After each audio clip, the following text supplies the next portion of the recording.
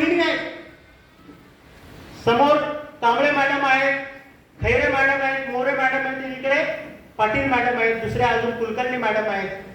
त्यांना पण 2-2 बाळ आहेत. महिलांना खास करून लक्ष द्या.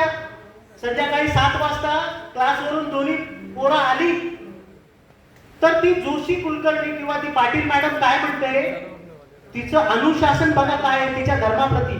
ती काय म्हणते की बाळांनो, तुम्ही आले तर हातपाय धुवा आणि तुम्ही देवाला दिवाबत्ती करा आणि काय म्हणा, शुभम करोति कल्याणं.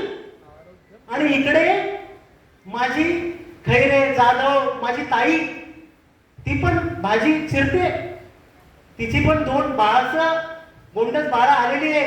आणि ती काय म्हणताय, आई आई आम्हाला भूक लागली. ती म्हणते, आता ती कुठल्या शब्दामध्ये म्हणत असेल तुम्ही कल्पना करा. मंचावर भिक्षू संघ आहेत, मला बोलायचं नाहीये. तर ती काय म्हणते तिच्या लेकरांना, अरे जा किचन मध्ये काहीतरी ढोसळून घे, काय हजळून घे, खाऊन घे. माझी इथे सिरियल चालू आहे. काय चालू आहे? टीव्हीवर सिरियल चालू आहे.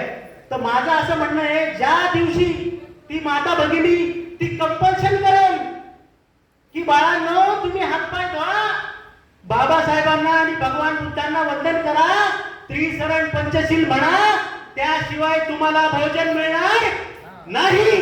ही खरी शिकवण आपल्याला घरामधून निर्माण करावी लागेल.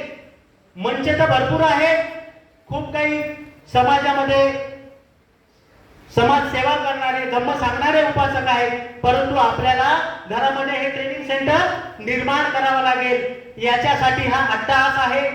मला इथे बोलण्याची संधी दिली, बोलण्यासारखे खूप काही अनुभव होते मला.